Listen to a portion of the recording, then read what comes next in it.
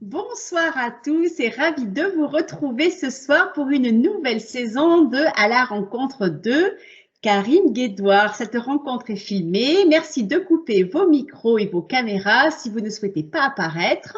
N'hésitez pas à poser vos questions et à lever la main si vous en avez.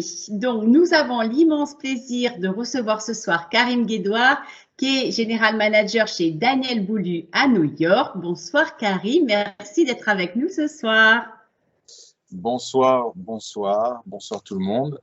Merci de m'avoir avec vous. Toujours un plaisir d'être en contact avec la profession et aussi la France en elle-même, qui me manque pas mal.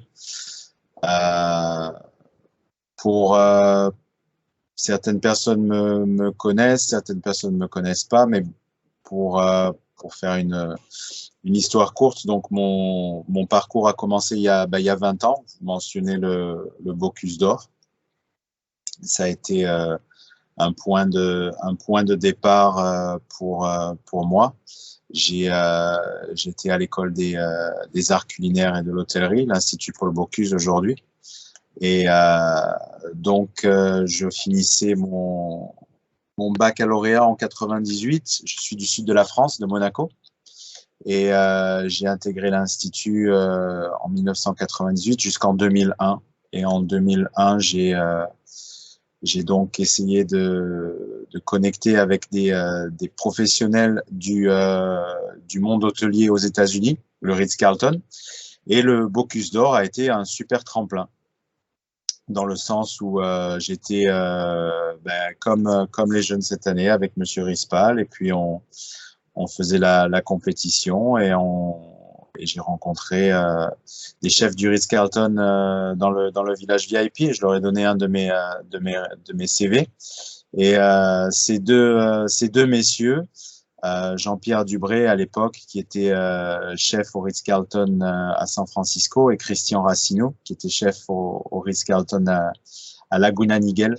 Donc se sont arrêtés, ils m'ont parlé 5 minutes, ils ont pris mon résumé, et puis l'histoire est partie de là. Je leur ai dit que je voulais aller aux États-Unis, sur la côte ouest, et que j'étais ouvert à toute proposition s'il y en avait. Donc ils m'ont dit qu'il y avait une propriété, un hôtel qui ouvrait à Half Moon Bay, et qui cherchait du monde. Donc j'avais aucune idée où était Half Moon Bay, mais c'était pas loin de San Francisco, donc ça correspondait à ce que j'avais décrit. Et ils m'ont mis en relation avec l'hôtel. J'étais assez impressionné d'ailleurs, déjà d'une part qu'ils s'étaient arrêtés pour me parler, et d'autre part qu'ils avaient fait le suivi, vu que j'avais reçu un coup de téléphone. Donc de là, c'est allé un petit peu plus rapidement que ce que je l'aurais imaginé, dans le sens où j'ai eu une interview au téléphone à l'époque, un petit peu bizarre. Je parlais pas un seul mot d'anglais. Et j'ai un de mes amis de promo à l'Institut qui m'a donc guidé sur les réponses à donner. Et ça a marché, et que j'ai eu la possibilité d'aller à Half Moon Bay. Donc, le Bocuse d'Or était janvier 2001.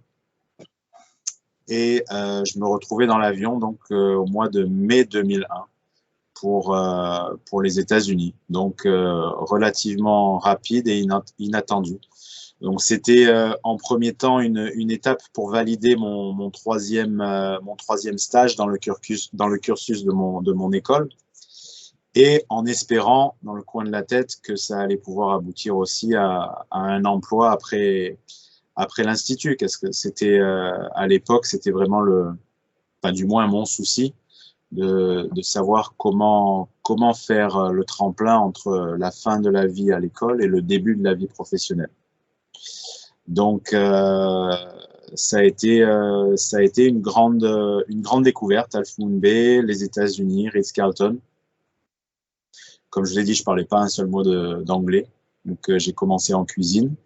On m'a mis en pâtisserie où là il y avait un chef qui parlait français, et de là j'ai donc réussi à commencer à pratiquer mon anglais et puis à démarrer ma carrière de cette façon-là. J'ai évolué en cuisine et puis je suis passé après en salle, après quelques 9 mois de ça. Et c'est de là où j'ai demandé s'il y avait un moyen de pouvoir rester, de pouvoir continuer mon visa. L'immigration était pas très très facile à l'époque. Elle est encore moins facile aujourd'hui. Mais je pense que c'était une chance dans ma situation où d'une part l'hôtel où je me retrouvais était assez éloigné. Et ils avaient besoin de gens et bon, ça a été dans leur intérêt de m'aider à pouvoir continuer mon histoire. Donc j'ai réussi à avoir une promotion et faire le pas que je voulais faire, qui était de coller la fin de mon étude et le début de ma vie professionnelle. Donc c'était mission accomplie, du moins à ce moment-là.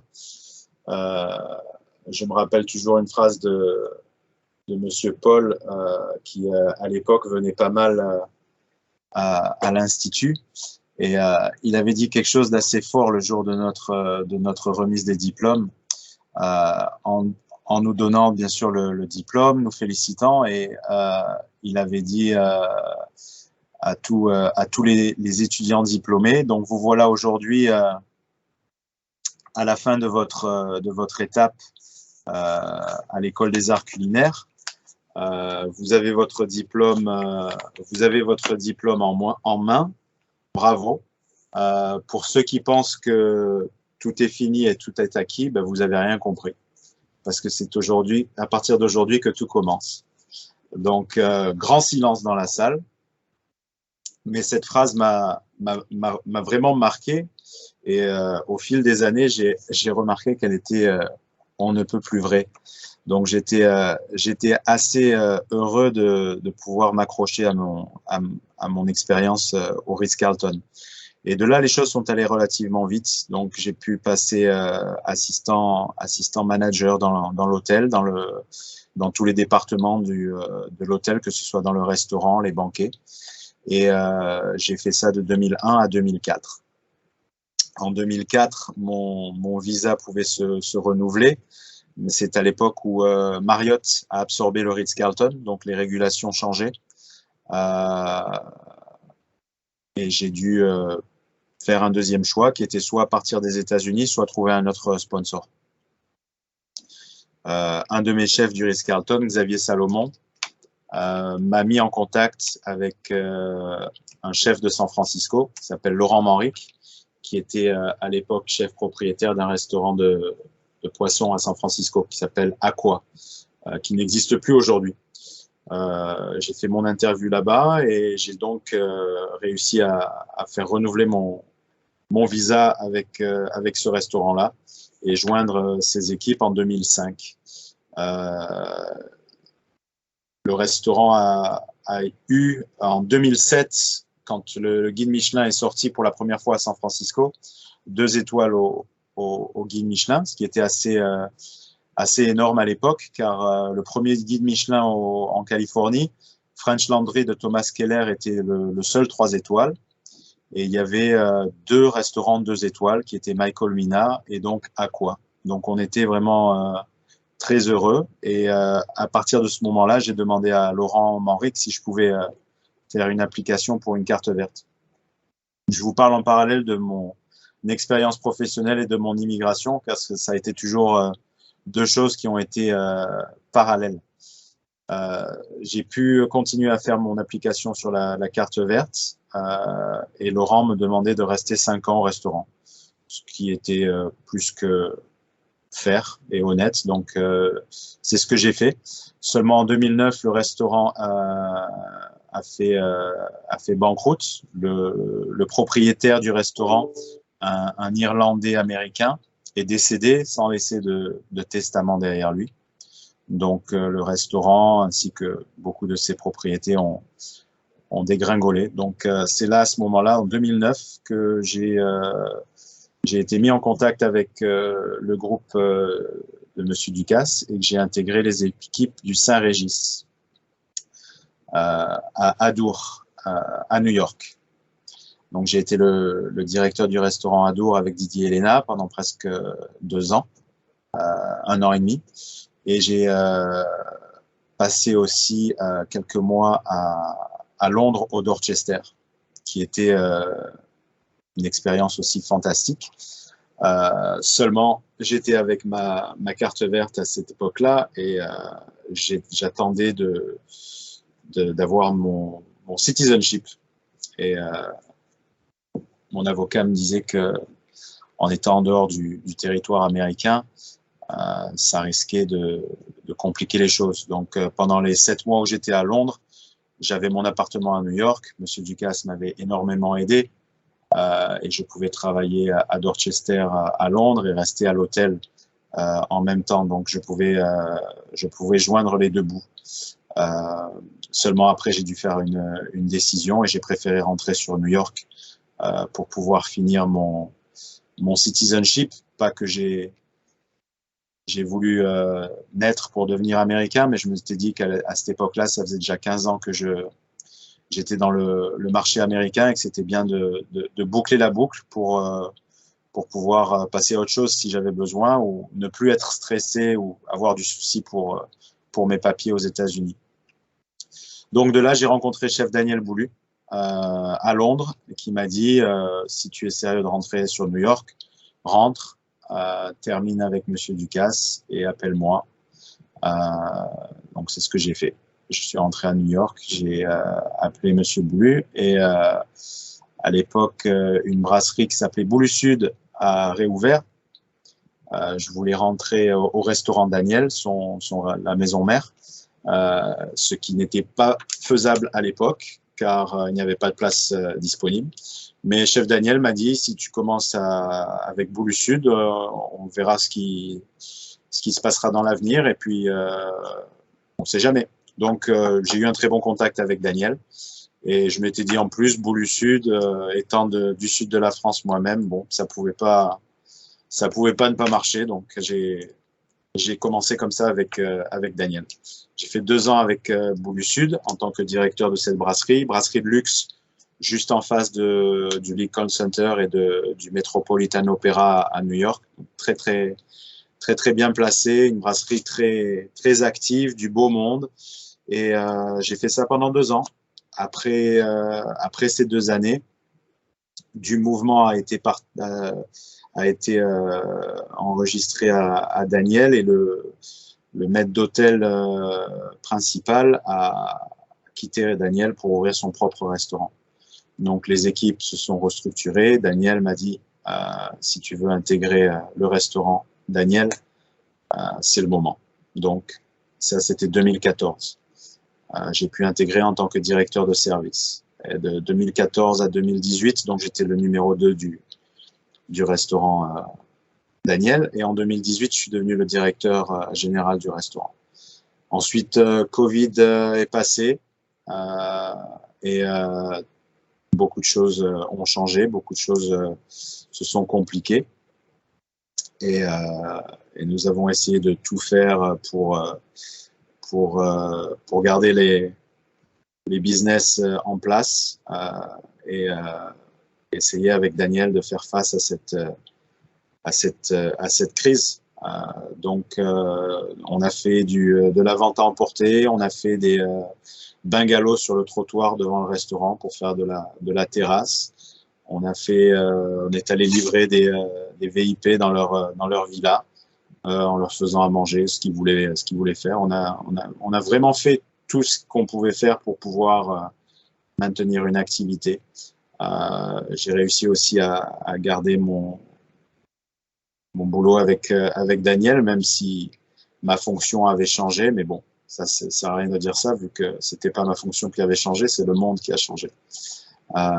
Et puis voilà, donc aujourd'hui, on essaye de remettre un peu les choses un petit peu plus normales, si je puis dire. On a fait des rénovations quand même dans le restaurant, chose qui était prévue avant le Covid et qui ont été mis en pause, mais là, on a pris le risque de les faire, et on a réouvert à l'intérieur du restaurant à 100% au mois de septembre dernier. et on essaye de reconstruire l'équipe devant et derrière. Et donc, je m'occupe toujours de Daniel, bien sûr, et aussi du restaurant qu'on a à Montréal, au Ritz-Carlton, au Canada. Voilà. Quel riche parcours, Karim. Pourquoi moi, je voudrais revenir, pourquoi la restauration? Bah, la restauration, parce que c'est plus un plaisir. Pardon. I'm on a call. Can I call you back? Ouais. Ça, c'est les soucis du direct. La restauration, c'est plus une façon, c'est une façon d'être. C'est plus un plaisir qu'un métier. Donc, ça m'a toujours attiré, même si j'ai fait un cursus d'école entre guillemets normal jusqu'à ce que j'arrive à l'école hôtelière après le bac. C'est toujours quelque chose qui m'a attiré. Donc, en aimant sortir, en aimant être avec les gens, en aimant faire plaisir. Donc, la restauration, ça correspond bien à ces critères-là. D'accord. Et en fait, ton plus gros challenge pour toi, ça a été de partir aux États-Unis ou est-ce que tu en as un autre ou c'est quoi pour toi? Enfin, vraiment, ce que pour toi, jusqu'à présent, tu as le plus réussi en termes de challenge? Le challenge, c'est d'avoir des objectifs et de se donner les moyens d'essayer de les atteindre.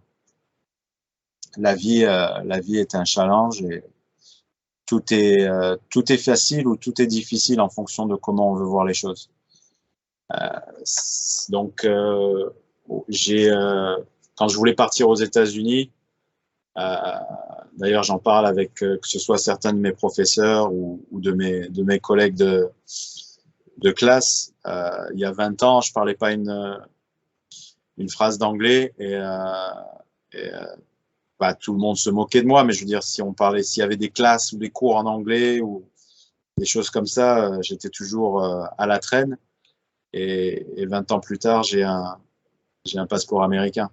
Donc c'est entre deux, c'est les efforts qui ont été fournis. Et après, il y a le facteur chance, les gens qu'on rencontre. Mais c'est toujours l'envie de continuer dans une direction en fait qui est importante. J'ai atterri aux États-Unis, mais j'aurais pu atterrir aux Philippines ou à Dubaï et peut-être que j'aurais fait une expérience similaire dans ces endroits-là. Donc, les États-Unis m'ont attiré au départ et j'ai fait des efforts dans cette direction-là. Tu nous as parlé du Covid tout à l'heure sur le plan professionnel. Est-ce que au niveau personnel, enfin personnel, mais en toi, est-ce que ça a changé des choses? Est-ce que tu as eu envie, à un moment donné, peut-être de quitter la profession ou pas du tout? Au contraire, ça l'a permis de renforcer. Puisque nous, on a vu en France, il y a quand même beaucoup de gens qui ont changé parfois de voie. Est-ce que pour toi, ça a été la même chose ou autour de toi, en fait?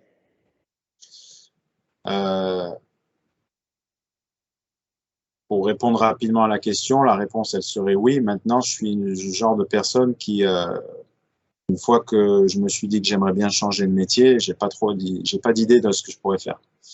Donc, c'est un deuxième problème. C'est que je sais pas faire autre chose que ce métier-là et où je n'ai pas vraiment le désir ou l'envie de faire d'autres choses. Le Covid, ça m'a appris que nous sommes très petits et que tout peut basculer, tout peut se terminer pas du jour au lendemain, mais d'une seconde à l'autre. Donc, ça, c'est une leçon qui est au-delà pour moi de la restauration ou quoi que soit l'activité de quelqu'un, mais c'est de nous rappeler comment les choses des fois, on ne fait même plus attention, sont importantes et qu'on doit, je veux dire, être reconnaissant de ce que l'on a chaque jour. Et le Covid nous a montré que tout peut disparaître. Donc, ça a été ma grande leçon. Est-ce que ça a fait les choses plus difficiles? Oui, ça a été plus difficile parce que vu que l'économie, tout était donc en shutdown, donc il y a plus de vie en fait, il n'y a plus rien. Donc s'il n'y a plus de vie, s'il n'y a plus de contact, nous on n'existe plus. Donc j'ai appris ça aussi. Donc, on a dû se recycler, on a dû penser différemment. On a dû travailler même encore plus dur, déjà qu'on travaillait pas mal, pour pouvoir faire face à ce qui se passe. Mais encore une fois, c'est un mode de vie, c'est une passion. Donc, bon, on s'est serré les coudes pour pouvoir passer le cap d'une expérience comme celle-ci. Mais c'est quand même, enfin, c'est assez impressionnant comment les choses peuvent tourner dans la vie. Ça, c'est sûr, hein. On a beaucoup de jeunes là maintenant qui ont envie de voyager. Enfin, on a tous envie de repartir, je crois. Quel conseil tu pourrais donner aux jeunes ou moins jeunes en fait qui aimeraient partir, venir travailler aux États-Unis? C'est facile, c'est pas facile? Comment on peut s'y prendre en fait? Il faut partir. Faut partir. Il faut pas se limiter aux obstacles avant de faire quelque chose. Il faut faire quelque chose et puis après dealer avec les obstacles. Donc, il faut prendre les choses dans le sens où si on se limite trop ou si on pense trop à ce qui va pas marcher, au final, on va rien faire. Donc, que je dise que ce soit plus facile, plus difficile, c'est... je perds mon français. Ça n'a pas d'importance. Il faut se dire, j'ai envie d'aller à San Francisco, j'ai envie d'aller à New York, j'y vais et je me donne les moyens de le faire. L'immigration est difficile, c'est un fait, mais il y a toujours des expériences qui peuvent se faire, il y a toujours des choses, des rencontres qui peuvent s'établir, qui font que on peut arriver à nos objectifs ou on peut au moins apprendre quelque chose. Donc, il faut d'abord, pour moi, il faut se mettre des objectifs et puis après, il faut pas trop réfléchir. Il faut aller dans la première intention et suivre son instinct. Je pense que c'est important. Moi, si je regarde dans mon parcours personnel, je pense que si j'avais encore plus réfléchi, j'aurais pas fait ce que j'ai fait.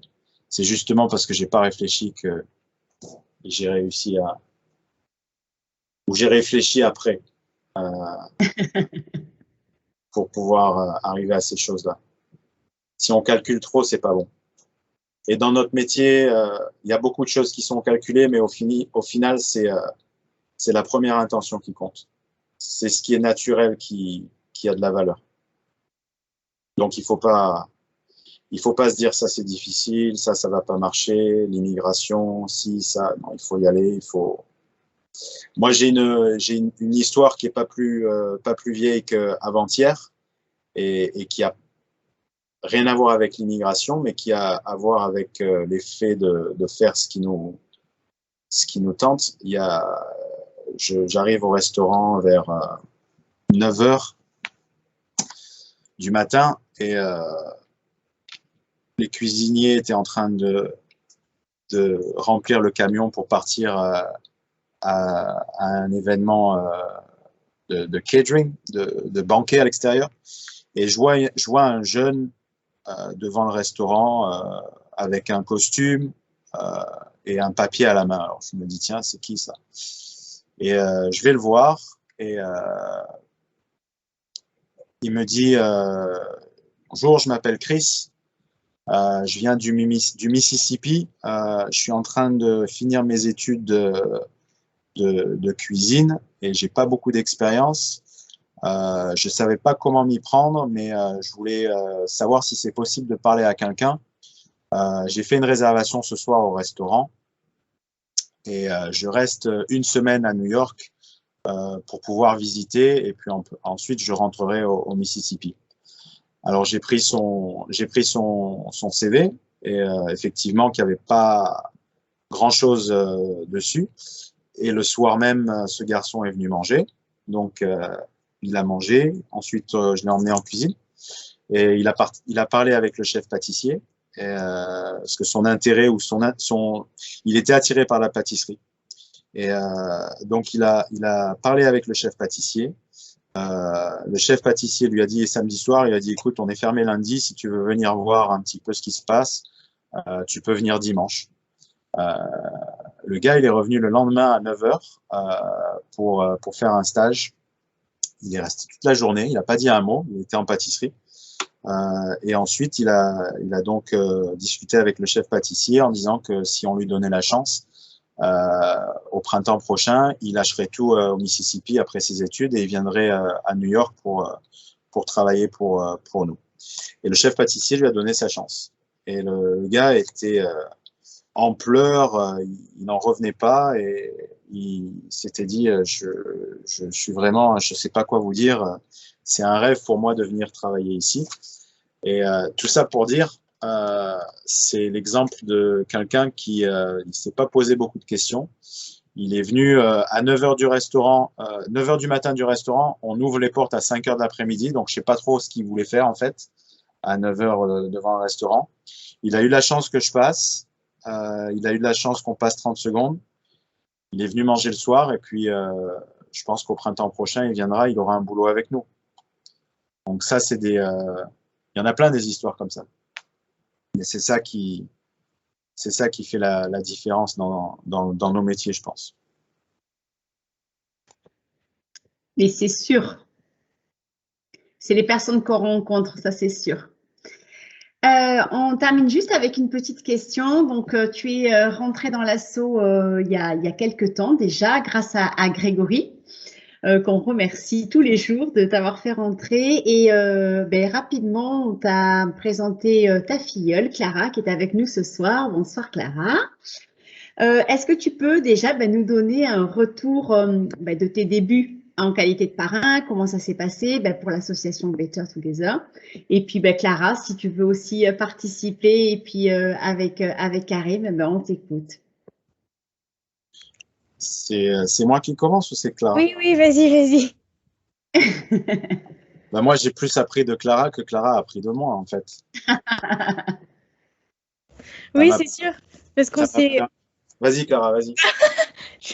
Désolée, je coupais la parole. On a eu l'occasion de faire quelques zooms quand même. Et ce qui était agréable, c'était de pouvoir comparer la vie à différentes époques, parce que Karim a été à Lyon à une période et du coup, moi, j'y suis à une autre période et qu'on a comparé le développement de la ville de certaines années à l'autre. Et ouais, c'est vachement sympa. On a pu parler au final de la vie en France par rapport aux US, qui est complètement différente, ça n'a rien à voir.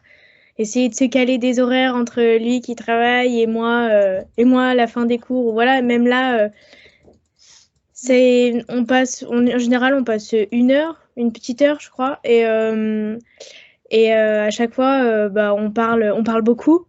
Mais c'est vrai que là, ça fait un petit moment qu'on n'a pas réussi à savoir, parce que moi, depuis qu'en fait je suis rentrée dans le monde du travail, j'ai travaillé 4 mois et en fait mes heures elles changent tout le temps et se caler c'est juste impossible.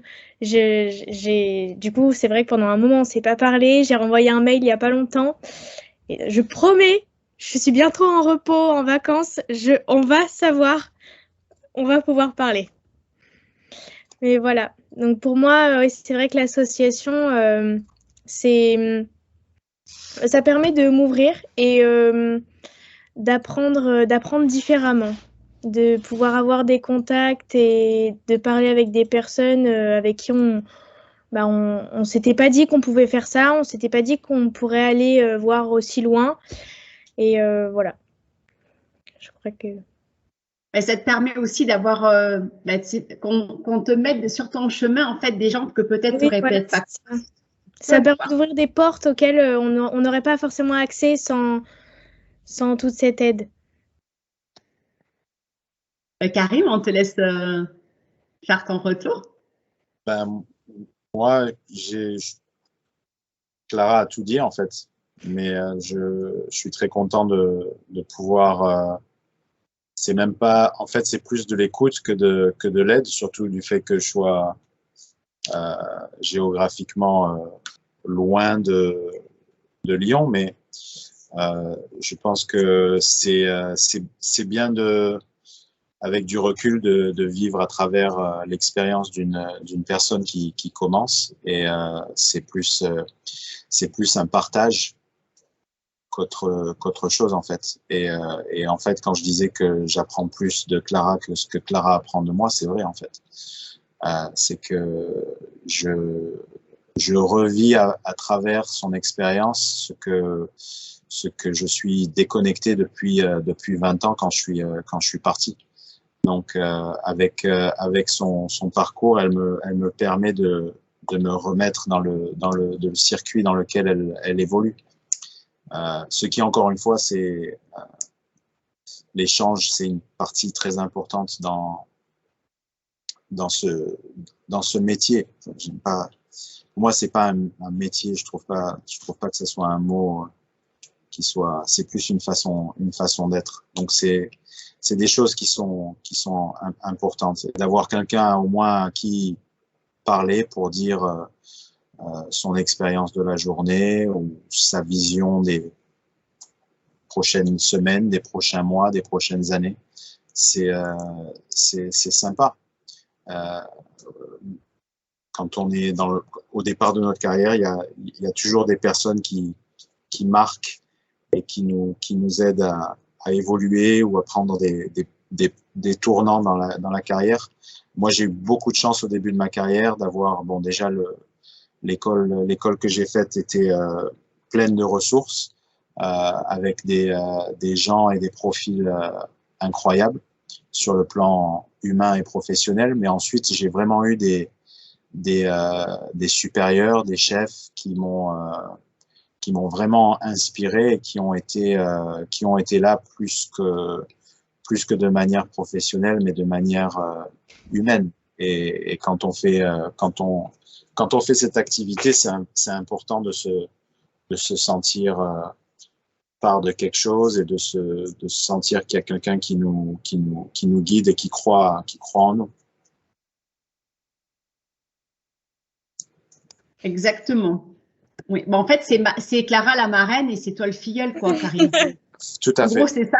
C'est ce que vous êtes en train de dire. Merci, Clara. Merci, Clara. Allez, est-ce que certains voudraient poser des questions tout de suite ou on peut passer à la minute tac au tac? Donc, vous levez la main si après vous avez des questions. Alors, on est parti. T'es prêt, Karim? Vas-y. Right. Alors, ton dernier film? Je regarde pas la télé. Un film? Cinéma non plus? T'as pas le temps? J'ai pas le temps. Tac au tac, tu m'as dit tac au tac, ça c'est la réponse tac au tac. J'ai pas le temps, je regarde pas la télé, j'ai pas le câble à la maison. Ok. Alors, la demande la plus insolite que tu aies pu avoir? La demande la plus insolite que j'ai pu avoir?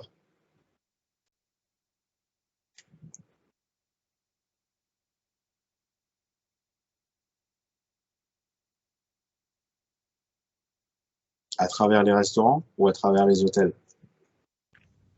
Celle que tu veux dans ta carrière, celle que tu as été la plus insolite. Toutes mes expériences sont relativement simples. C'est plus la difficulté des demandes qui font qu'elles soient un petit peu plus uniques que d'autres. En général, les gros clients ici, surtout aux États-Unis, il faut leur faire des réservations pour le restaurant, votre restaurant, les restaurants des compétiteurs, les hôtels. C'est toujours un package qu'on dit les VIP se sentent un petit peu qu'ils ont le droit de demander à une seule personne de leur faire tout le programme. Mais sinon, j'étais assez fier une année qu'il y ait une personne dans le restaurant Daniel. Je pense qu'on était à une semaine du Grand Prix à Monaco. Donc moi qui suis de Monaco, je me rappelais toujours du Grand Prix comme la ville est en ébullition. Et cette personne-là me dit « Ah, j'ai 50 ans la semaine prochaine, j'ai besoin d'une table de 6 samedi soir au Louis XV. » Alors, pensez une table de 6 le samedi soir du Grand Prix autant demander la Vierge, vous allez la voir plus que cette table-là. Et j'ai réussi à la voir. J'ai réussi à la voir de par... j'étais en stage en 2000 à l'Hôtel de Paris et Monsieur Pierre Bord était l'assistant adjoint à l'époque et j'étais plus ou moins resté en contact avec lui. Il était venu à New York aussi et à l'époque il était directeur du Negresco à Nice. Et je lui avais demandé, il m'avait remis en contact avec des gens du Louis XV et ils avaient été impressionnants et ils m'ont donné la table. Et même le client en parle encore aujourd'hui parce qu'il dit, je sais pas comment tu as fait, mais c'était quelque chose de grandiose. Mais non, mais les choses insolites, c'est plus des packages que les gens demandent. Qui sont toujours j'ai besoin d'aller à Londres, tu pourrais contacter quelqu'un à Londres, j'ai besoin d'aller à Napa, tu peux me faire une réservation à San Francisco, je vais à Vegas, tu peux appeler l'hôtel Wynn. Donc on devient un peu plus que à l'intérieur de notre restaurant, mais à l'international. C'est bien, on crée des relations comme ça. C'est sûr. Tu deviens concierge, en fait. Ouais, ça c'est clair. Allez, un apéritif. Ricard? Ton restaurant préféré? Je vais pas dire Daniel, ça serait pas bien. J'aime beaucoup le Bernardin à New York du chef Eric Ripper. Ça, c'est dans le gastronomique. C'est un restaurant qui a existé depuis de nombreuses années sur le poisson. 3 étoiles Michelin. Je trouve que c'est vraiment bien ce qu'ils font. D'accord.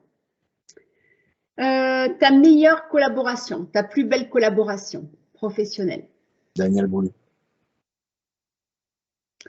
Un événement qui t'a touché? Daniel Boulud. Là, tu ne vas pas me répondre Daniel Boulud, mais moi, je te demande ton plat préféré. Tu me dis tac au tac, donc je ne réfléchis pas, je réponds. Ah, mais tu as raison, c'est ça le tac au tac, et tu n'as pas vu les questions. Donc, ton plat préféré? Tomate mozzarella. Et en termes... Il faut que ça soit une bonne tomate un homme politique. Mozzarella avec un bon basilic. Ouais. Ah oui, c'est sûr. Non, la simplicité, c'est très difficile. Tout à fait d'accord. Et un homme politique, hein, on termine. Daniel Boulud.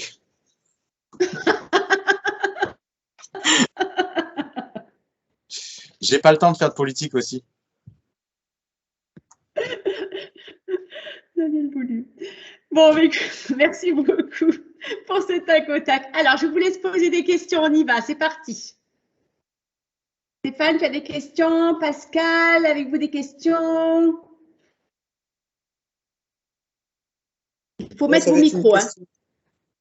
Une question personnelle, est-ce qu'il y a beaucoup de choses qui vous manquent de la France? Je ne sais pas, on trouve forcément des produits français, mais un bon camembert, un bon roquefort, etc., typique d'ici, ou des macarons ou autre chose, même si on peut trouver, je suppose, évidemment la même chose parce que ça arrive là-bas, mais… La France me manque, oui, la France me manque pour un tout. Bien sûr qu'on peut avoir les produits, mais quand on voyage, on a toujours une certaine attache à nos racines. Donc, la France, les Français, les villes, que ce soit… Enfin, moi, j'ai grandi à Monaco, bien sûr, mais j'ai passé pas mal de temps à Lyon aussi. Donc, c'est l'esprit français, c'est les Français eux-mêmes, c'est la façon de vivre, c'est la façon… Tout ça me manque. Et j'aurais jamais pensé que je serais parti 20 ans, et puis maintenant, 20 ans après, des fois, je me demande d'où je viens, en fait. Je dirais tout simplement que le Ricard n'a pas le même goût à New York qu'à Marseille. Pas du tout. Non. Pas du tout. On a goûté quand même pas mal de fois pour être sûr, mais c'est vrai, vous avez raison. Toujours goûter le produit, il faut toujours goûter le produit. Ah oui, c'est sûr. J'ai une question, si je peux me permettre. Est-ce que avant de mettre le premier pas aux États-Unis, est-ce qu'il y avait justement ce rêve américain dans la tête et est-ce qu'il existe? Oui, il y avait le rêve américain. Et je pense qu'il existe quelque part. Après, peut-être qu'il a changé de signification, mais peut-être que c'est en fait c'est les années qui sont passées, c'est moi qui ont changé, mais au départ c'est il y a une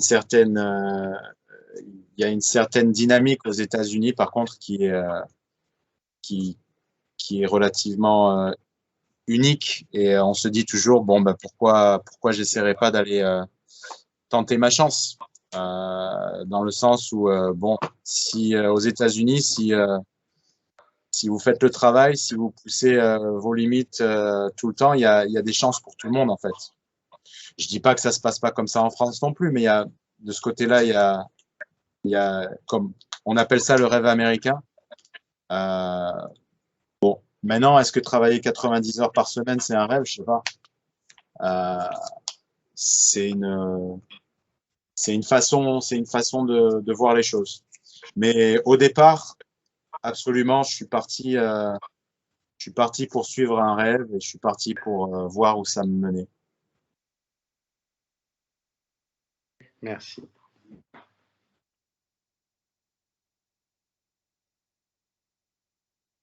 Mais maintenant, le rêve, ça peut être aussi des fois de vouloir rentrer en France. C'est des passages de la vie, en fait. Ça, c'est depuis que je t'ai envoyé le viaduc de Millau, ça l'a Voilà. séché. Ouais. Je lui ai envoyé des photos. Voilà. Et puis, il veut revenir. Valentin, je te laisse poser une question.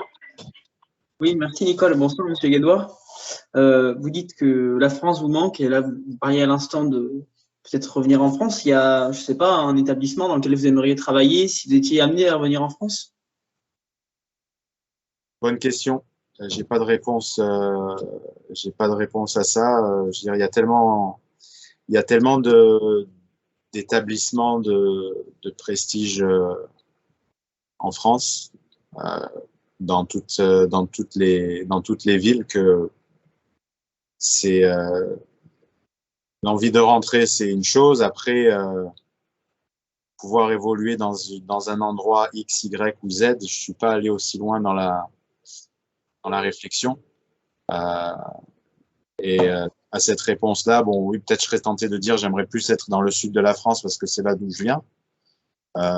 Mais si on prend une ville comme Lyon ou comme Paris, il y a des tables de très très haut niveau. En veux-tu, en voilà. Donc, à voir. Grégory? Oui, on dit que la formation française en hôtellerie-restauration est recherchée dans le monde entier. Est-ce qu'aujourd'hui, on a toujours autant d'importance aux États-Unis pour nous? Toujours, oui, bien sûr. Ouais. Ça, c'est aussi un mythe. C'est comme le rêve américain. C'est des choses qui existent et après, il y a toujours des personnes qui amplifient l'exemple et des gens qui sont en contradiction avec l'exemple. Mais je pense que la culture française, la gastronomie, le Ricard marseillais, ça c'est des choses qui peuvent pas s'inventer et ça restera toujours quelque chose qui a une valeur marchande entre guillemets aux États-Unis et je pense dans beaucoup d'endroits du monde quoi. Que ce soit dans la gastronomie ou que ce soit je veux dire vous prenez une boulangerie qui fait des croissants ou des pains au chocolat frais, c'est un grand concept dans une ville comme New York. C'est le Saint Graal. Ouais. Pourtant, ou même plus simple, une bonne baguette de pain. C'est des choses voilà, qu'on fait peut-être pas attention nous, mais qui valent de l'or à l'étranger. Ouais. Merci Karim. Avec plaisir. Zoé, ma belle, bonsoir. On te laisse poser la question? Bonsoir. Pour vous, quels sont les points capitaux pour être un bon manager? Pardon? On n'a pas entendu, Zoé. Ah, pardon. Est-ce que vous m'entendez mieux? Oui, c'est Là, bon. ça va. Pour vous, quels sont les points capitaux pour être un bon manager? Par où je commence? Je pense qu'être à l'écoute, ce sera un bon départ pour être un bon manager. Être à l'écoute de votre équipe et être à l'écoute de vos clients. C'est des choses qui sont importantes dans la vie d'un restaurant. Et les équipes, c'est les équipes de salle, c'est les équipes de cuisine. Et c'est un manager, c'est quelqu'un qui, pour moi, essaye d'obtenir le meilleur équilibre entre toutes ces variables qui sont l'état des équipes, l'état du business en lui-même, et qui arrive à aligner toutes ces variables dans un contexte qui soit le plus performant possible pour pouvoir justement satisfaire les gens qui travaillent pour ce restaurant et logiquement parlant satisfaire aussi le client qui est le but de notre activité. Donc c'est ça, je pense, la clé d'un bon manager. C'est aussi la clé d'un bon manager, c'est de réaliser ce qui marche pas et de réaliser que c'est pas parce que vous êtes un bon manager que vous faites pas d'erreurs. Je pense que d'ailleurs, un bon manager fait beaucoup d'erreurs. Par contre, un bon manager réalisera que quelque chose est une erreur et fera les choses pour la rectifier. Après, je pourrais parler pour toute la nuit de ce que ça veut dire un bon manager. Je suis toujours en train d'essayer de savoir moi-même ce que ça veut dire. Mais être à l'écoute sera un bon point de départ. C'est tellement évident, en fait, mais c'est tellement peu mis en place. C'est comme je t'ai dit, c'est comme la simplicité, c'est la chose la plus difficile. C'est comme la tomate mozzarella. Avec du Ricard. Voilà. Est-ce que… Non, Stéphane, non mais je plaisante. Hein, dans les accords mes-vins, je ne me le mets pas. Non, c'était une plaisanterie. Alors, est-ce que vous avez encore d'autres questions ou on arrête là? Pardon? Est-ce que tu veux rajouter quelque chose, Karim? Merci d'avoir passé du temps avec moi et si vous avez d'autres questions ou vous voulez garder contact, moi je suis toujours fervent d'être à l'écoute de ce qui se passe en France et ce qui se passe avec les Français dans l'industrie. Et même si je suis depuis quelques années en dehors du circuit, entre guillemets, physiquement, j'essaye d'être toujours à l'écoute et garder ce lien qui, pour moi, est important.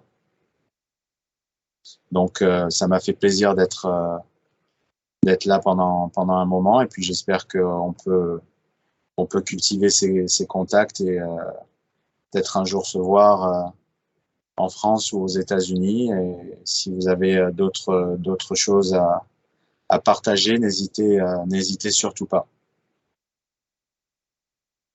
Merci mille fois de nous avoir accordé du temps. Je sais que tu es super pris. Merci beaucoup, Karine. Ça a été un vrai plaisir de t'avoir avec nous ce soir. Merci à tous. Donc, je vous dis à ce dimanche 17 à 18 h pour un webinaire partie 2 sur les concours avec la GGH, le CDRE, la Maison Chapoutier et puis le Trophée des Léopards. Et puis, je vous dis au 18 pour une nouvelle parenthèse gourmande. Et puis, la prochaine rencontre 2 sera avec Corentin Galen, qui est le directeur de restaurant de chez Christophe et vainqueur, grand vainqueur du trophée maître d'hôtel qui s'est passé au CIRA il n'y a pas très longtemps. Donc, on a très hâte de parler avec lui. Merci 1000 fois, Karim. Merci à tous. C'est moi. Pour ce beau. Merci. À bientôt. Merci, Karim. Bonne continuation. Au revoir. Merci beaucoup. Plaisir. Au revoir. Merci, Karim. Au revoir. Au revoir. Merci à tous.